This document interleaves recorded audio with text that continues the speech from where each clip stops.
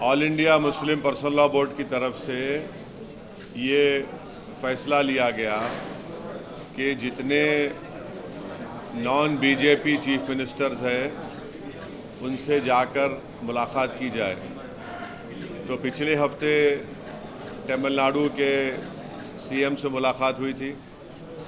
कल जाकर all India Muslim personal law board के प्रेसिडेंट मौलाना खालिद सैफुल्लाह रहमानी साहब, तेलंगाना के चीफ मिनिस्टर जनाब रेवंत रेड्डी साहब से मुलाकात की है और हम लोग इन मुलाकातों में ये बता रहे हैं कि जो बीजेपी एनडीए की गवर्नमेंट ने जो वक्फ अमेंडमेंट बिल लेकर आया है वो उसके ख़तरात क्या है, उसके डेंजर्स क्या है और उस बिल में वक्फ को बचाने के बजाय वक्फ को बर्बाद करने का वो बिल है। और हम लोग वेरियस उसमें प्रोविजंस बता रहे हैं, जो बिल के जो क्लॉजेस हैं उसका हम जिक्र करके बता रहे हैं कि ये इस बिल के ज़रिए से बीजेपी वक्फ को ख़त्म करना चाहती है और वक्फ प्रॉपर्टीज़ को ख़त्म करना चाहती है। इससे मुसलमानों के फ्रीडम ऑफ रिलीजन में फ़र्क पड़ेगा। इससे आर्टिकल 25, 26, आर्टिकल 14 का वायलेशन होगा। तो ये पूरी कोशिशें की जा रही हैं पर्सनल लॉ बोर्ड की तरफ से और फ्यूचर में personal law board public meetings भी करेगा और उन तमाम अपोजिशन पार्टी के लीडर से भी मुलाकात करेगा जिन्होंने वक्फ बिल की अपोज किया है। जैसा कि वाईएसआर पार्टी भी है, उन्होंने भी पार्लियामेंट में उसको अपोज किया है और आइंदा वक्फ बोर्ड की तरफ से all India personal law board की तरफ से भी जाकर आंध्र प्रदेश के चीफ मिनिस्टर चंद्रबाबू नायडू साहब से भी मुलाकात की जाएगी और बिहार में जो all India Muslim personal law board के जो ज़िम्मेदार लोग हैं वो वहाँ पर भी जेडीयू के और हमारे चिराग पासवान साहब से भी वो लोग मुलाकात करके इस वक्फ बिल के बारे में बताएंगे। कल किस तरीके से रेवंत रेड्डी जी की प्रतिक्रिया जो है वो आप मिली, क्या उन्होंने कहा? तो सीएम रेवंत रेड्डी तो हमको बताए कि ऑलरेडी पार्लियामेंट में कांग्रेस के जो लीडर हैं, जो इंट्रोडक्शन ऑफ द बिल के वक़्त जो उन्होंने अपनी अपोजिशन का इजहार किया था वो जनाब के.सी. वेणुगोपाल थे और उन्होंने उसका जिक्र किया और हमने कहा कि हाँ हमने सुना उस बात को, मगर हम उनको बताए क्लॉज बाय क्लॉज कैसे वो गलत रहेगा। तो फिर वो बताए कि उनके ही ऑर्डर पर यहाँ पर जो तेलंगाना में एक्स मिनिस्टर और कांग्रेस के जो सीनियर लीडर जनाब शब्बीर अली साहब हैं, उन्होंने भी एक कंसल्टेशन रखा था। तो उन्होंने बोले कि हम पूरा इसको और पढ़ेंगे और उनकी पार्टी की जो सेंट्रल लीडरशिप है उनसे भी बात करके ये तमाम आपके कंसर्न्स उन तक हम पहुंचाएंगे। सर, हाजी शहजाद अली के डिमोलिशन उससे वजह से मिसयूज हो रहा आरोपण है, उसके बारे में आपका पॉलिसी?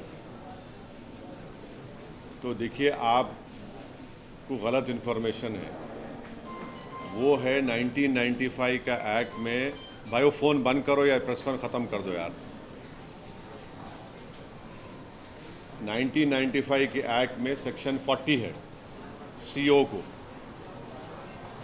जो सीओ के पावर्स है वो हिंदू एंडोमेंट बोर्ड के कमिश्नर को भी पावर्स है और कोई भी जाकर ऐसा नहीं बोल सकता कि वक्फ है। अगर ख़बरस्तान दिखा, अगर मस्जिद दिखी, दरगाह दिखी, तो वो तो गवर्नमेंट प्रॉपर्टी नहीं हो सकती ना प्राइवेट प्रॉपर्टी हो सकती। तो वो पावर सीओ को थे। हमारा डिमांड ये है नरेंद्र मोदी सरकार से कि सेक्शन 40 में लास्ट 10 इयर्स में इनको पावर में है ना, वो सेक्शन 40 का अगर एब्यूज़ हुआ है उसके आप हमको एग्जाम्पल्स दो या फिर अगर कोई कोर्ट का फैसला है जो सेक्शन 40 के खिलाफ बोले, चाहे सुप्रीम कोर्ट का हो, हाई कोर्ट का हो या वक्फ ट्रिब्यूनल का हो, वो बताओ हमको। आपके ने कोई डेटा है क्या? बल्कि सुप्रीम कोर्ट का एक जजमेंट है जिसमें सुप्रीम कोर्ट ने कहा कि सेक्शन 40 का सही इस्तेमाल हुआ और आप आगे बढ़ो। वो जजमेंट याद नहीं आ रहा, मगर रीसेंट जजमेंट है सुप्रीम कोर्ट का। अच्छा, जैसे अभी हम बात कर रहे हैं तो वहीं पर दूसरी तरफ से आरोप ये भी लग रहा है कि वक्त की जो ज़मीन है उसका दूसरे तरीके से भी इस्तेमाल किया जा रहा है, मार्केट्स बनाए जा रहे हैं। क्या बनाए जा रहे हैं?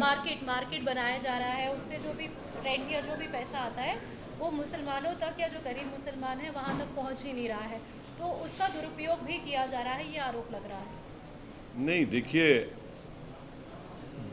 आरोप लग रहा है, ये सब चीज़ें हो सकती नहीं हो सकती, मगर सवाल ये है कि इस प्रपोज बिल में सेक्शन 3 एक है जिसमें ये नरेंद्र मोदी की गवर्नमेंट ये बोल रही है कि सेक्शन 3 में अगर किसी वक्फ प्रॉपर्टी पर गवर्नमेंट कब्जा करके बैठी हुई है तो कलेक्टर उसका फैसला करेंगे और कलेक्टर फैसला करने के बाद उसका रेवेन्यू में रिकॉर्ड चेंज होगा और वक्फ बोर्ड को बोला जाएगा कि आपके वक्फ के रिकॉर्ड से उसको निकाल दो। तो सेक्शन 3(r)(c)(1) कुछ है। तो पहले तो यह है कि कलेक्टर अपने ही केस में जज नहीं हो सकता, ये प्रिंसिपल्स ऑफ नेचुरल जस्टिस के खिलाफ है। आप कलेक्टर को बोल रहे हैं कि तुम अपना ही फैसले का जज बन जाओ, और मैं आपको बोल रहा हूं कि सच्चर कमेटी के चैप्टर 11 में वक्फ प्रॉपर्टीज़ का जिक्र है। उस चैप्टर में आप 11.5 बॉक्स को पढ़ो जिसमें 6 स्टेट का जिक्र है जहां पर गवर्नमेंट वक्फ प्रॉपर्टीज़ के ऊपर कब्जा करके बैठी हुई है, जिसमें दिल्ली के 200 प्रॉपर्टीज़ पर कब्जा करके बैठे हुए हैं। तो अब ये सेक्शन अगर रहेगा तो इसकी वजह से कोई भी कलेक्टर ये बोल देगा कि गवर्नमेंट प्रॉपर्टी है, और कौन सा कलेक्टर गवर्नमेंट के खिलाफ फैसला देगा? बताओ आप, कौन सा कलेक्टर देगा? और तीसरी बात यह है कि सुप्रीम कोर्ट के कई जजमेंट्स है जहां पर सुप्रीम कोर्ट ने कहा कि कलेक्टर और रेवेन्यू किसी को टाइटल बेस्टो नहीं कर सकते। तो अब रेंट का आप बोल रहे ना, यकीनन रेंट बढ़ना चाहिए। तो सच्चर कमेटी में एक रिकमेंडेशन था कि पब्लिक प्रेमिसेस एविक्शन एक्ट वक्फ पे लागू करो, वक्फ बोर्ड पे। आप लागू नहीं कर रहे हैं, आप लागू कर दो ना भाई, उसको दे दो आप। और इसी आपके सवाल से रिलेटेड एक बात है कि जैसा हिंदू एंडोमेंट बोर्ड को समरी इविक्शन पावर्स है, कमिश्नर ऑफ एंडोमेंट को, असिस्टेंट कमिश्नर को, वो स्टेट वक्फ बोर्ड को नहीं है। आप समरी इविक्शन पावर्स दो हमारे को, ताकि एनक्रोचमेंट निकाल सकें, ताकि जो किराया नहीं दे सका उन पर एक्शन ले सकें, या कम किराया दे रहा है। अच्छा, आप किराया नहीं देने की आप बात कर रहे हैं। मेरी एक स्पीच है 2013 की पार्लियामेंट में, जब ये 2013 का बिल आया। आपको मालूम, कलकत्ता में एक प्रॉपर्टी है जिसमें कॉन्स्टिट्यूशनल हेड रहे थे, उन्होंने महीने को किराया क्या देते, घर का 150 रुपये। प्राइवेट छोड़ो आप, उन्होंने कॉन्स्टिट्यूशनल हेड है, 150 रुपये किराया देते उन्होंने। अब 150 रुपये, इतना बड़ा घर में रहे कलकत्ता में, 150 रुपये किराया कोई है क्या? बोलो आप, इसका जिम्मेदार कौन है? नहीं, एक ये भी आ रहा है कि मस्जिद हो या कब्रिस्तान हो, उनको भी तोड़कर जो है मार्केट या कमर्शियल पर्पस के लिए इस्तेमाल किया जा रहा है, और वो कमर्शियल नहीं, ये तो आप गलत बोल रहे हैं। ये तो सेक्शन 3 में government, Modi government Waqf by user को ख़त्म करना चाह रही है। अब वक्फ बाय यूज़र का मतलब क्या है? जैसा हिंदू धर्म में बाय कस्टम एंड यूसेज आप उसको मंदिर घोषित करते, बाय कस्टम एंड यूसेज, वैसे ही मुसलमानों में वक्फ बाय यूज़र उस वक्त जब मस्जिद में जाके मैं नमाज पढ़ रहा हूँ, वक्फ बाय यूज़र हो गई। दरगाह में जाकर कोई जा रहा है, वो वक्फ बाय यूज़र हो गया। किसी एक सूफ़ी की खानखा है, वहाँ पर जिक्र की महफिल हो रही, वक्फ बाय यूज़र हो गया। ख़बरस्तान है, वो वक्फ बाय यूज़र है, वो एक्ट है, सेक्शन 95 में एक्ट है। Modi government Waqf by user को निकालना चाह रही है। क्यों निकालना चाह रहे हैं भाई वक्फ बाय यूज़र को आप? जब आप हिंदू धर्म में बाय कस्टम एंड यूसेज ये बोल रहे हैं कि it is a endowment property, वैसे ही आप इस्लाम में वक्फ बाय यूज़र का मतलब ये है कि मस्जिद मेरी है। आप वो इसलिए निकालना चाह रहे ताकि कल जितने यतीम खाने हैं, ऑर्फनेज है, क़ब्रस्तान है, मस्जिद है, दरगाह के तहत जो ज़मीनें हैं, उन सब को आप बोलेंगे वक्फ बाय यूज़र नहीं है, ये वक्फ प्रॉपर्टी नहीं है, इसलिए हम उसका गवर्नमेंट प्रॉपर्टी बोल के कब्ज़ा कर लेंगे। ये सेक्शन 3 का वक्फ बाय यूज़र निकालने का तरीक़ा एक ही है। ये पूरा मस्जिदों को छीन लो मुसलमानों से, दरगाहों को छीन लो, क़ब्रस्तान को छीन लो, और दरगाह खानखा के तहत जो ज़मीनात एग्रीकल्चर लैंड पूरों को छीन लो। ये असल मकसद है। और आपको एक और एग्जांपल दे रहा हूँ, 1965 में मथुरा में कृष्ण जन्मस्थान है। 1965 में यूपी सुन्नी वक्फ बोर्ड के कंसेंट से मुसलमान और कृष्ण जन्मस्थान के लोगों में एग्रीमेंट हुआ। एग्रीमेंट ये हुआ कि जो मुसलमानों की वक्फ की प्रॉपर्टी थी उसको 8 एकर्स हम कृष्ण जन्मस्थान को देंगे सुन्नी वक्फ बोर्ड के परमिशन से। वो इशू कोर्ट में क्लोज हो गया। अब 2023 में फिर केस हो गया उसके ऊपर। तो अब वक्फ बाय यूज़र आप निकाल लेंगे तो आप बोलेंगे नहीं ये भाई नहीं मुसलमानों का। समझे मेरी बात को आप? और गवर्नमेंट क्या बोल रही कि अब रजिस्टर करना है, अगर ये 2024 का एक्ट बनेगा उसको अब जितने प्रॉपर्टीज को जितने वक्फ है उसको रजिस्टर करना है। कैसा रजिस्टर करेंगे?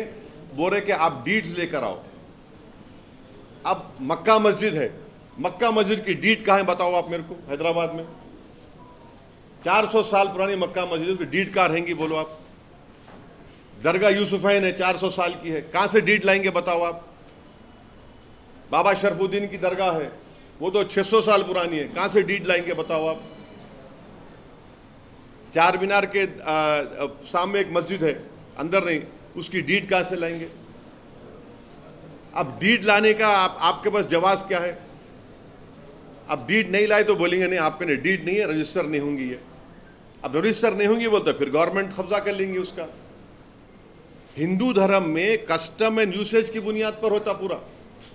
और एक बात समझिए आप लोग, देश को भी समझने की जरूरत है, खास तौर से हमारे हिंदू धर्म के भाई बहनों को, कि वक्फ प्रॉपर्टी पब्लिक प्रॉपर्टी नहीं है, प्राइवेट प्रॉपर्टी है। गवर्नमेंट नहीं दी हमको ये हमारे मुसलमान वक्फ कर दिए, जैसा बोलते ना दान दिए, दान दे दिए उसको। वो प्राइवेट प्रॉपर्टी है, पब्लिक प्रॉपर्टी नहीं है वो। आप पब्लिक प्रॉपर्टी कैसे ट्रीट कर रहे हो उसको? प्राइवेट प्रॉपर्टी है वो। ठीक है, आप रेगुलेट करिए, मदद करिए। और ये जो गवर्नमेंट बोल रही ना, हिंदू एंडोमेंट बोर्ड को, हर हिंदू एंडोमेंट बोर्ड को ग्रांट मिलता, जैसे आंध्र प्रदेश में शायद 500 करोड़ रुपए दिए। यहाँ वक्फ बोर्ड को क्या ग्रांट दे रहे बताओ? पूरे इंडिया में 32 वक्फ बोर्ड्स है। कौन सी स्टेट गवर्नमेंट वक्फ बोर्ड को ग्रांट दी बताओ आप? एक पैसे का ग्रांट नहीं देते आप, ग्रांट ही नहीं है। और फिर ऊपर से क्या कर रहे हैं आपके जो उसमें क्या कर रहे हैं आप? सेंट्रल वक्फ बोर्ड सेक्शन 19 है और स्टेट वक्फ बोर्ड जो है वो सेक्शन 14 में आता, 95 एक्ट में। अब उसमें क्या बोल रहे हैं कि मैंडेटरी है सेंट्रल वक्फ बोर्ड में 2 हिंदूज को मेंबर बनाना, 2 हिंदूज को। अभी क्या है, अभी कोई भी हिंदू मेंबर नहीं बन सकता सिवाय सिटिंग मिनिस्टर के।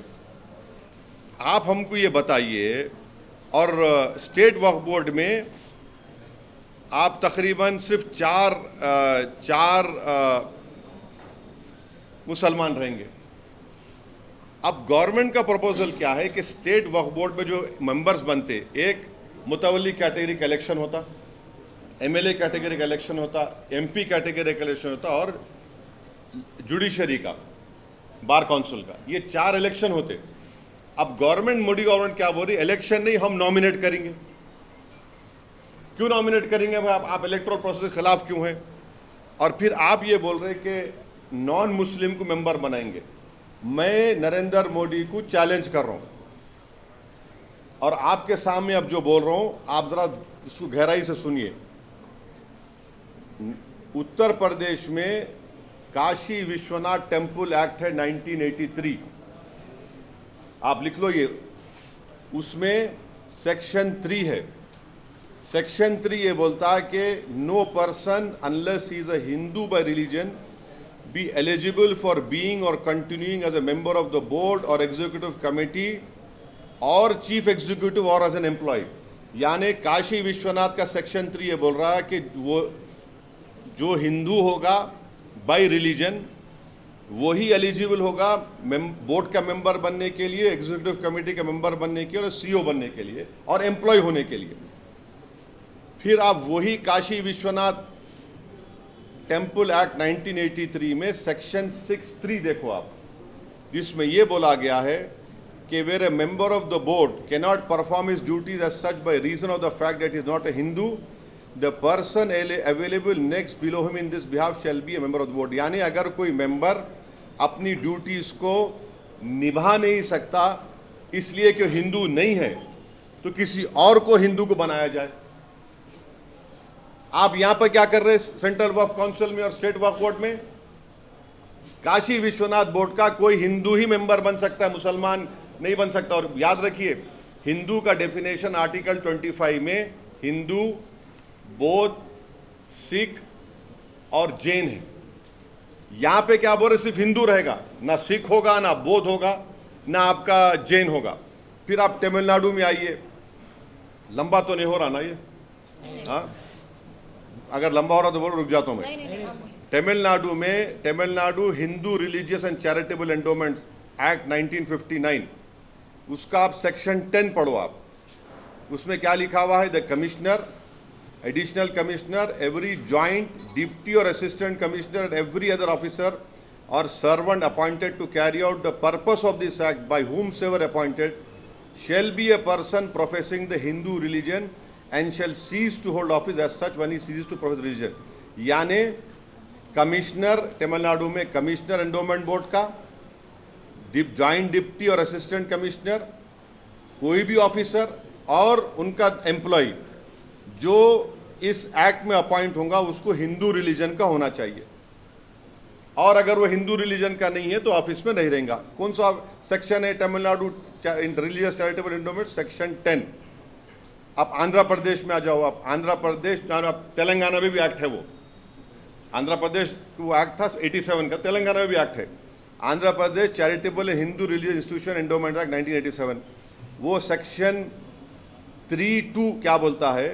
Additional commissioner, additional commissioner, every regional joint commissioner, deputy commissioner, assistant commissioner appointed under subsection 1 exercising the powers and performing the functions aforesaid in respect of religious institution endowment shall be a person। shall, देखिए जब लफ्ज shall आता ना law में तो mandatory हो जाता। shall और मे में फर्क है। मे में माने दोनों भी हो सकते, shall में फर्क। ये shall वर्ड आया तो सिर्फ वही हिंदू माने वही मैंडेटरी हिंदू होना। shall be a person professing Hindu religion and shall cease to exercise his powers and function these functions when he ceases to profess the religion। यानी आपको हिंदू होना जरूरी है, अगर आप नहीं है तो मेंबर निकलते। अब कर्नाटका में आइए आप, Karnataka Hindu religious institution and charitable endowments 1997, section 7 पढ़ो आप। उसमें क्या हो रहा? Commissioner, deputy commissioner, assistant commissioner, every other officer और सर्वेंट यानी एम्प्लॉय भी, ऑफिसर भी, appointed to carry out the purpose of this act by whomsoever appointed shall be a person professing Hindu religion and shall cease to hold office as in such when he ceases to profess religion। ये वही है।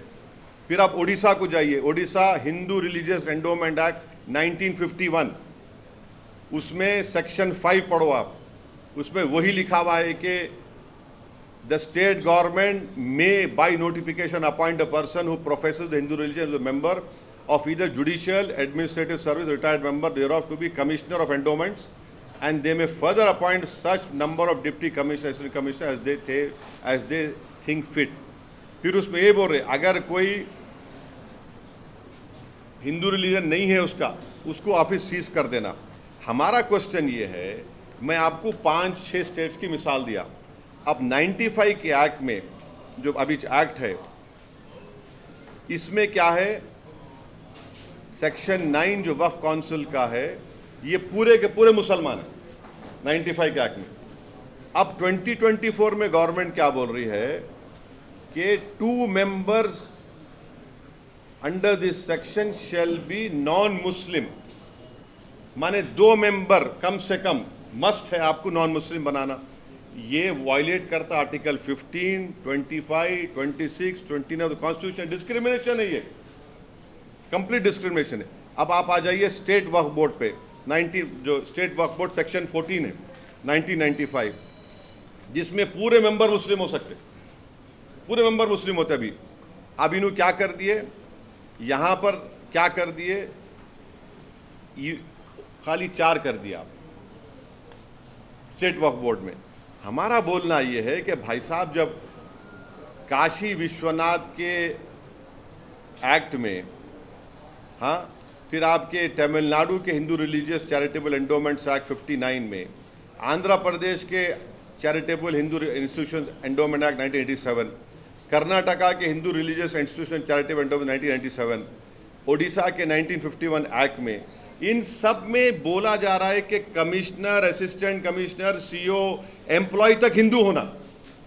आप क्यों हमारे पीछे पड़े हुए वक्फ board के? अब ये बताओ आप, ये नाइंसाफी नहीं है तो क्या है? तो इस बिल में वक्फ बोर्ड को, वक्फ प्रॉपर्टीज को बचाने के बजाय बर्बाद करने का तरीका है ये। आपको और एक मिसाल दे रहा हूं, आप जाकर सेक्शन 52 ऑफ 95 एक्ट पढ़ो, जिसमें यह बोला गया, अगर आज कोई आदमी वक्फ प्रॉपर्टीज को इलीगली बेचता है या चोरी करता है, उसको एक्ट में लिखा गया 2 years रिगरस इम्प्रिजनमेंट। आप हिंदी पिक्चरों में देखे होंगे, डायलॉग आता, क़ैद बामुशक्क़त। अब क़ैद बामुशक्क़त को करके सिंपल इम्प्रिजनमेंट कर दिए, सिंपल इम्प्रिजनमेंट कर दिए। कौन सा वक्फ का बचा रहे आप? फिर वो नॉन बेलेबल था, इसको बेलेबल कर दिया आप। ये कौन सा वक्फ प्रॉपर्टीज को बचा रहे? आप तो बर्बाद करना चाह रहे। अब पार्लियामेंट के सामने मस्जिद है, पार्लियामेंट के राइट सामने, जिसमें फखरुद्दीन अली अहमद की खबर है। अब कल कोई जाकर पूछे कि भाई इसका डीड बताओ, कहां की डीड निकलेंगी? डीड कहां निकलेंगी? डीड नहीं निकलेंगी। आप बोलेंगे वक्फ बाय यूजर नहीं है, गवर्नमेंट प्रॉपर्टी है। खबरस्तान को जाके बोलेंगे डीड निकालो। अब जितने खबरां हैं, वो हजरत ईसा अलैहिस्सलाम बोलते थे खुम बिइज़्निल्लाह, बोल तो मैं तो नहीं बोल, कोई नहीं कर सकता वो। अब वो खबरों में से कौन पुकार के बोलेंगे हाँ हमारे पास डीड है? बोल कौन बोलेंगे? बोलो आप। यतीम खाने हैं, आप बोलेंगे दरगाहें हैं, कहां से ला के देंगे?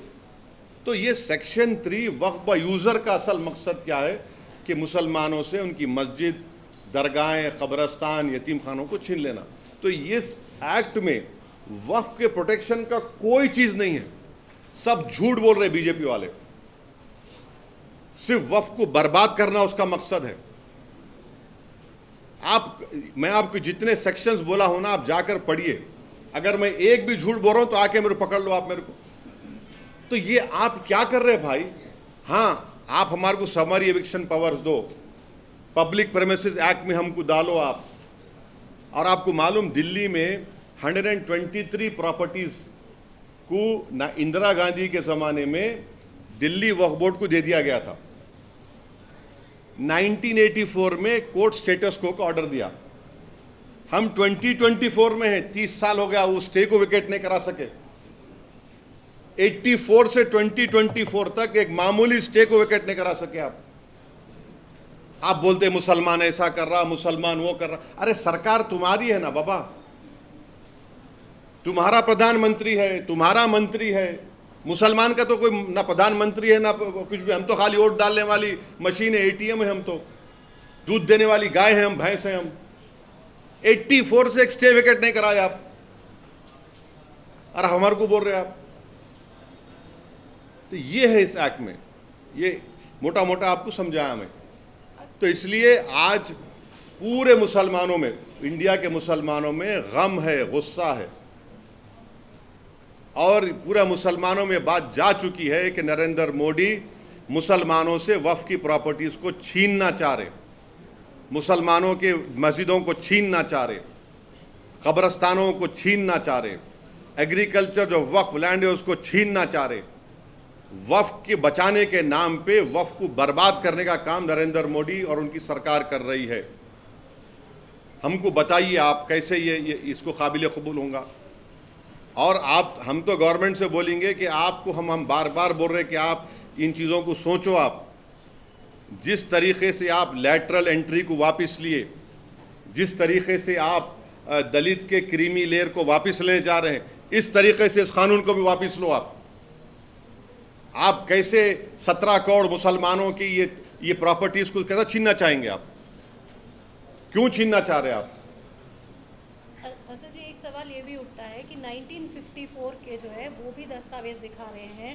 लोग हैं, कुछ मुस्लिम बहुल इलाके हैं, वहाँ पर भी जो मुस्लिम गरीब मुसलमान हैं उनके ज़मीनें हैं, उनका ये कहना है, और उनके बाप दादा से वो ज़मीनें हैं जो तब देखिए नहीं देखिए 1954 के डॉक्यूमेंट्स है, उन्होंने कब्जे में है। लेकिन नहीं एक मेरे सवाल, उन्होंने कब्जे में है, कब्जे में है उन्होंने। नहीं अरे बोलो ना, है ना कब्जे में? शर्मा को आप नहीं मैं तो पूछ रही हूँ। नहीं पूछो नहीं, सुनिए आप कब्जे में है नहीं है 54 से, है ना कब्जे में? मैं आप मेरी बात को सुनो। आप बोलो, सुनो मैं क्या बोल, है कब्जे में उन्होंने, है ना कब्जे में, है ना? उन्होंने जब कब्जे में है तो डर किस बात का? आपके डॉक्यूमेंट है ना, आप वक्फ ट्रिब्यूनल को जाइए, आप रिप्रेजेंटेशन दीजिए वक्फ बोर्ड को। वक्फ बोर्ड नहीं सुना, वक्फ ट्रिब्यूनल को जाइए, आपका पोजीशन तो है, आप बोलिए हमारा ये वक्फ नहीं है, आप बताइए उसको। कौन रोक रहा आपको? कोई ऐसा तो नहीं बोल रहे ना कि आप कोर्ट को नहीं, आप ट्रिब्यूनल नहीं जा सकते, आप हाई कोर्ट नहीं जा सकते, आप सुप्रीम कोर्ट नहीं जा सकते। हर जगह जा सकते हैं मगर बेच नहीं सकते, उनकी जरूरत के हिसाब से। हाँ, बेच नहीं सकते, इसलिए नहीं बेच सकते क्योंकि वक्फ में जब वक्फ बोर्ड में जब गज़ेट इशू होता, कैसे गज़ेट इशू होता समझिए आप। गज़ेट कैसे इशू होता? पहले सर्वे कमिश्नर, अब मैं फर्ज करिए मैं कोई प्रॉपर्टी देना चाह रहा हूँ वक्फ के नाम पे, तो मैं वक्फ बोर्ड को लेटर लिखता हूँ कि भाई मेरी ये प्रॉपर्टी है, मैं वक्फ को देना चाह रहा हूँ। वक्फ बोर्ड क्या करता? सर्वे कमिश्नर को बोलता है। सर्वे कमिश्नर गवर्नमेंट का अपॉइंटी है, मेरा अपॉइंटी नहीं है। सर्वे कमिश्नर बोलता ठीक है ये असद साहब ये प्रॉपर्टी दिए है, इसका हम सर्वे करेंगे। सर्वे करके वो बोलते कि हाँ इनके डॉक्यूमेंट्स है, इनका ने टाइटल है, जो भी है देख के उन्हें लेटर लिखते स्टेट गवर्नमेंट को कि ये प्रॉपर्टी वक्फ हो सकती, नंबर 1। उसके बाद स्टेट गवर्नमेंट एक गज़ेट इशू करती और वो गज़ेट के खिलाफ 1 साल तक मुसलमानों को राइट है कि आप उसका गज़ेट को अपोज करें कि नहीं भाई असद साहब की प्रॉपर्टी वक्फ नहीं हो सकती, हमारा शेयर है इसमें। 1 ईयर के बाद आप अपोज नहीं कर सकते। नॉन मुस्लिम के लिए कोई टाइम लिमिट नहीं है, कोई टाइम लिमिट नहीं है, आप करिए ना। कौन रोक रहा है आपको? कौन सा जुडिशियल रिव्यू रोक रहे? अच्छा, अब जो ट्राइब्यूनल है, अभी ट्राइब्यूनल जो है उसमें एक डिस्ट्रिक्ट जज है appointed by the chief justice of that state, एक है इस person who has knowledge of Islamic theology, दूसरा एक एमिनेंट पर्सन है। ये तीनों मिलकर फैसला करते। अब गवर्नमेंट क्या कर रही है ये बिल में कि ट्राइब्यूनल अगर नहीं बनाए कोई स्टेट में तो दूसरा ट्राइब्यूनल वो केस को डील कर सकता है। यानी अगर वक्फ ट्राइब्यूनल कोई स्टेट गवर्नमेंट नहीं बनाई तो हिंदू एंडोमेंट बोर्ड का ट्राइब्यूनल डिसाइड कर लेंगे वक्फ के मैटर को, ये एक्ट में लिखा हुआ है। और अगर ट्राइब्यूनल बनाए तो उसमें रिटायर्ड डिस्ट्रिक्ट जज और एक रिटायर्ड गवर्नमेंट एम्प्लॉय। भाई जब आप एक गवर्नमेंट एम्प्लॉय को निकाल दिए, कई को ला रहे हैं आप उसमें, क्यों ला रहे हैं उसमें आप?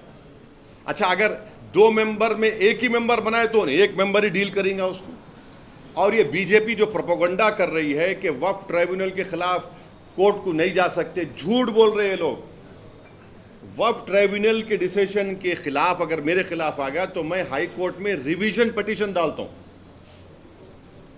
कोई there is no stoppage for anyone going to high court to file a revision petition. अच्छा, अब ये प्रोपेगेंडा आप लोग चलाए थे अपने टीवी चैनलों पे, अखबारात में कि सूरत की म्युनिसिपल बॉडी को वक्फ, गुजरात वक्फ बोर्ड वक्फ डिक्लेयर कर दिया। आपको मालूम उसके बाद क्या हुआ?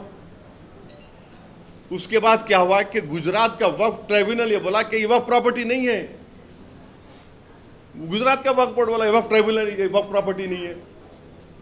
अब वो वक्फ बोर्ड हाई कोर्ट में जाएगा कि हमारी वक्फ प्रॉपर्टी है ये।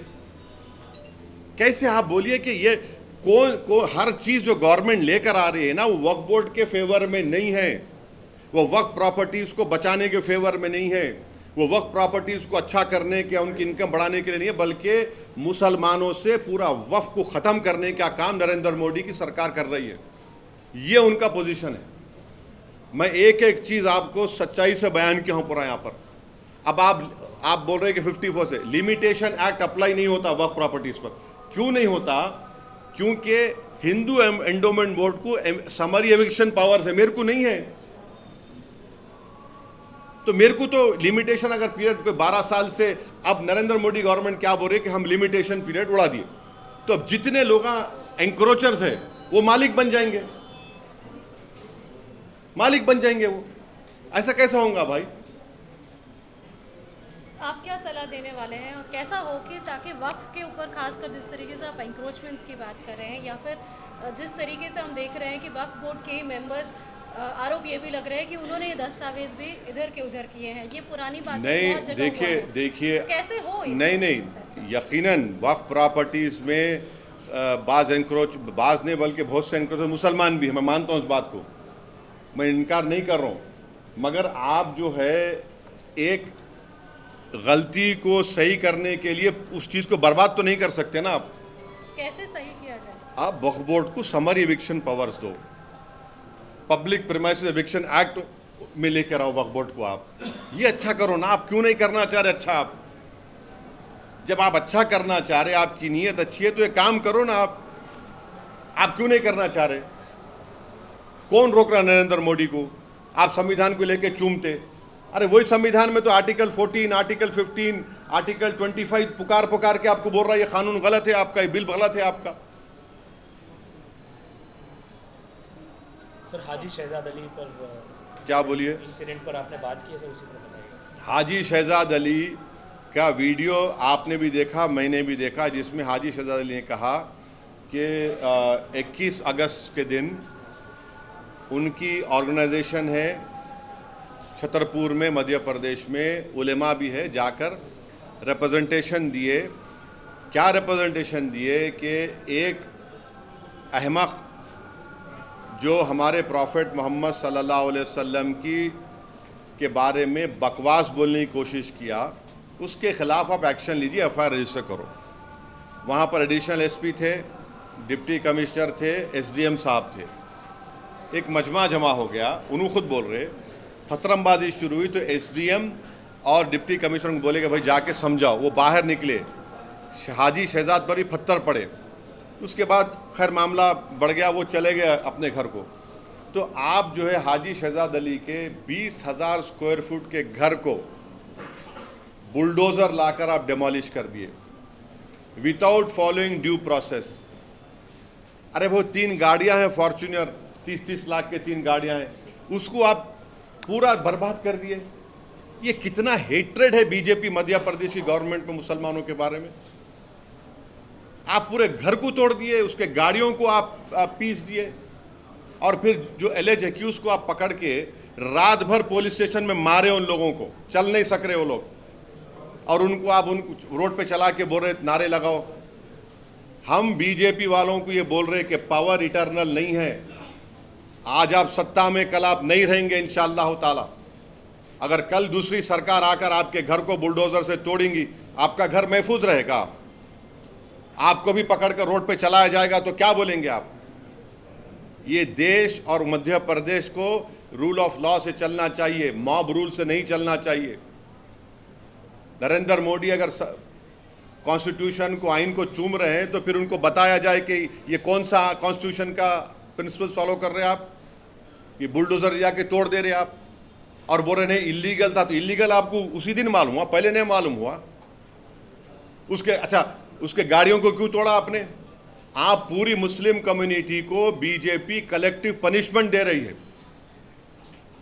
और जो लोग आज सत्ता के नशे में, गुरूर में आकर बुलडोजर से मुसलमानों के घरों को तोड़ रहे हैं, याद रखो गरीब की बद्दुआ तुम लोगों को बर्बाद करेंगी। और गरीब चाहे कोई हिंदू हो, मुसलमान हो, दलित हो, तो उसकी बदुआ तुमको बर्बाद करेंगी। जो लोग आज बुलडोज़र से अपनी ताकत के मज़ाहरे कर रहे, कल इलेक्शन आएगा तो पब्लिक अपने वोट के ज़रिए तुमको डिमोलिश करेंगे इंशाल्लाह। और ये होने वाला है। जो कोई भी बुलडोज़र के ज़रिए गरीबों के घरों को तोड़ रहा, तुम तैयार हो जाओ, तुम्हारे इख्तिदार के महल भी डिमोलिश होंगे एक दिन। जैसे वाराणसी में हुआ और अब हम देख रहे हैं कि रेवंत रेड्डी जी भी बुलडोज़र का ही इस्तेमाल कर रहे हैं। उसमें आपके एमआईएम के एक नेता जो है उनका भी नाम आ रहा है कि उनकी भी ज़मीन या फिर उन्होंने भी वहाँ पर अवैध तरीके से हमने हमारे कॉरपोरेटर्स ने मेयर साहिबा से कमिश्नर के पास जाकर वो जो हाइड्रा बनाया गया है उसको हमने बताया है कि वो उसका कोई लेजिस्लेटिव लीगल बैकिंग नहीं है, उसको वो पब्लिक डोमेन में है। और फिर हमारे एमएलए कौसर साहब जाकर चीफ सेक्रेटरी को भी बोले हैं, ये बात हम बोले हैं। और तीसरी बात ये है कि जीएचएमसी का जो ऑफिस है, अभी जीएचएमसी का ऑफिस है ना, तो हम लोग जो है हमारे स्कूल में जब हम लोग बस में जाते थे, हैदराबाद पब्लिक स्कूल को बस में जाते थे, मेरे को अच्छी तरह याद है हमारी जो बस होती थी वापसी में ऐसा आती थी, या फिर कभी कभी मैं पब्लिक स्कूल को जाता था बस पकड़ के, एक बस नंबर 7 होती थी, अभी भी होंगी, डबल डक्कर में बैठ जाता था मैं, ऊपर बैठने का बड़ा शौक था मेरे को। हाँ, वो लिबर्टी से जाती थी, लिबर्टी से टैंकबंद जाती थी। वहाँ पर जहाँ पर जीएचएमसी का ऑफिस है वहाँ पर एक वाटरफॉल था, मैं ही देखा सो हूँ। नेकलेस रोड एफटीएल पर है, तोड़ो उसको आप। नेकलेस रोड एफटीएल पे है, बोल रहा हूं मैं आपको, तोड़ते आप उसको? तोड़ना चाहिए ना भाई, कौन रोक रहा आपको? एफटीएल है, सीसीएमबी का, गवर्नमेंट ऑफ इंडिया का ऑफिस है हिमायत सागर के पास, बना लिया आप, गवर्नमेंट ऑफ इंडिया का है। तो ये हमारा ऑब्जेक्शन इस बात पर है, ये हमारा ऑब्जेक्शन इस बात पर है। और फिर जहाँ पर निज़ाम के ज़माने में जब उन्होंने हुकूमत थी उनकी, तो उन्होंने एक उसको क्या बोलते, टोन बोलते, क्या बोलते हो, पत्थर को, हाँ नहीं, वो स्टोन्स लगाते थे कि ये एफटीएल है, स्टोन्स लगाते थे, अभी भी है वो, देख लो आप जाके। ये है हमारा। हम तो चीफ सेक्रेटरी मैडम को भी बोले, मेयर साहिबा को भी बोले, अब वो गवर्नमेंट देखना उसको। आपको लग रहा है कि एफटीएल में जितनी भी हैं उनको तोड़ा जाना चाहिए? आपने देखिए, आपके सवाल का जवाब इतना ही दे रहा हूं मैं, जो मैं भी दे चुका। और कुछ पूछना है? सर, ये रुकनबिंदौला लेक जो है ना, 18 सेंचुरी लेक, उसमें सारे स्ट्रक्चर्स अभी एफटीएल के अंदर है। मैं आपको रिक्वेस्ट, सुनिए,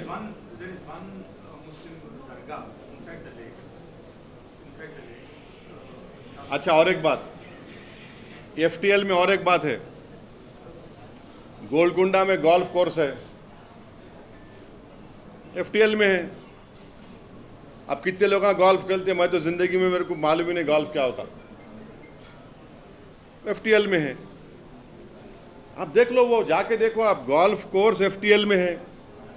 अच्छा, कितने आईएएस आईपीएस ऑफिसर जाके खेलते, टिक टिक टिक टिक, वहां पे 3-3 घंटे खेलते आईएएस आईपीएस अफसर वहां पे, वही गोल्फ कोर्स में। फोटो निकाल के डालता हूं मैं, कौन से आईएएस आईपीएस और खेलते गोल्फ कोर्स वहां पे, 4-4 घंटे खेलते गोल्फ। का खेलने गए तो 3 घंटे खेलना पड़ता, एक होल क्या क्या रहता, वो लंबा होता। भाई क्या हो रहा है फिर ये? वो दरगाह क्या बोल रहे आप? हाँ उसमें एक स्ट्रक्चर है, दरगाह हाँ,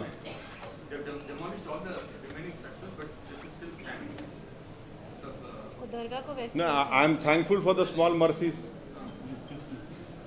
I am thankful for those small mercies. What can I say? लेकिन ज़रूरत है, आपको लग रहा है क्या? आज की तारीख में जिस तरीके से यहाँ की जनसंख्या बढ़ रही है, देखिए मैडम, जनसंख्या बढ़ रही है तो मुसलमान जिम्मेदार? नहीं, अरे छोड़िए ना, अरे छोड़िए ना, ये क्या की जरूरत है? अब देखिए, हमारा जो पार्टी का स्टैंड है, हम मेयर साहिबा को, चीफ सेक्रेटरी मैडम को हम दे चुके हैं। अब उनको डिसाइड करना है। अब गवर्नमेंट जो फैसला ले रही है वो गवर्नमेंट ले रही है। हम तो यही बोलेंगे कि हम जो दिए आप रिप्रेजेंटेशन का एग्जामिन कर लो आप। सर ऐसा पता चल रहा है कि नीतीश कुमार और चंद्रबाबू नायडू ने इन प्रिंसिपल ये अमेंडमेंट बिल को अपोज कर रहे हैं। आप रिपोर्टेड देखिए, I cannot speak for both of these political party और these leaders. It is for them to say, but definitely the TDP MP when he stood up in the parliament, Mr. Balayogi's son, late Balayogi's son, he said that this should be referred to a committee. That is on record, he said. But I cannot speak for them. It is वो party है, वो लोग बोल सकते हैं अपने बारे में। Would you like to say to them, sir? अरे हम तो उनसे यही बोलेंगे कि ये जो चीज़ें बताया हूँ मैं, ये आप इस पर गौर करिए। ये वक्फ के इंटरेस्ट में नहीं लाया जा रहा है एक्ट। ये वक्फ प्रॉपर्टीज़ को बचाने के लिए एक्ट नहीं लाया जा रहा है। तो ये जो आरोप लग रहा है कि वक्फ की प्रॉपर्टी या फिर वक्फ से जो मेंबर्स हैं या फिर जो जिम्मेदार लोग हैं, वही लोग जो है मस्जिद और बाकी जो भी कब्रिस्तान जैसी जगहों को बर्बाद करके या उनको गिरा कर जो है उसके ऊपर मार्केट प्लेस बना रहे हैं। मेरा सवाल ये था, क्या ये सच में ऐसा हो रहा है? आप इसको मानते हैं? नहीं, कहाँ हो रहा है हमको बताइए ना। मैं आपको एक मिसाल दे रहा हूँ। अब आप इसमें से बात चैनल नहीं चलाएंगे इसको। एक यतीम खाना था बम्बई में। यतीम खाने को 20 करोड़ रुपए में बादशाह सलामत खरीद लिए। बादशाह सलामत यतीम खाने को खरीद के आलीशान पैलेस बना लिए। वो केस सुप्रीम कोर्ट में चल रहा। अब उसका जिम्मेदार कौन है? हम हैं। औरंगाबाद जालना रोड है, वहाँ जाके देखो आप कौन कब्जा करके बैठा हुआ है, कौन सी पॉलिटिकल पार्टी का आदमी बैठा हुआ है वहाँ पे। आप देख लो, आप कौन है सर? वो देख लो आप जाके। दिल्ली में 2 5 स्टार होटल है। किसकी जमीन पे 5 स्टार होटल बनी हुई है भाई साहब? ये मामू की दुकान पे नाना की फातिया कौन कर रहे? देख लो आप, देख लो आप। ये सब चीजें हैं ना। आप वक्फ प्रॉपर्टीज को अगर नरेंद्र मोदी बचाना चाह रहे तो आप हमारे को समरी एविक्शन पावर्स दो। आप पब्लिक प्रेमिस एविक्शन एक्ट में लेकर आओ। ये वक्फ बाय यूजर कैसा आप निकालेंगे? ये आप ओरल मुतवल्लीशिप को निकाल रहे। आप जो एक्ट लेकर आ रहे वो वक्फ को बर्बाद करेगा। प्राइम मिनिस्टर को इस पर सोचना चाहिए। ये प्राइम मिनिस्टर क्या लेगेसी छोड़ के जा रहे अपनी? क्या ये करना चाह रहे? वक्फ बोर्ड को बर्बाद करके जाना चाह रहे क्या आप एनक्रोचर्स को रिवॉर्ड करना चाह रहे बजाय उनको निकालने के? और उस एक्ट में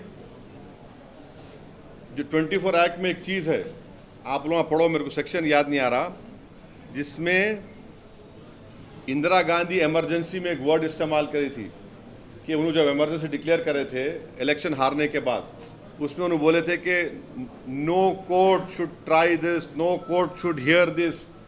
वही वर्ड, 3 वर्ड को इस्तेमाल करे इस एक्ट में।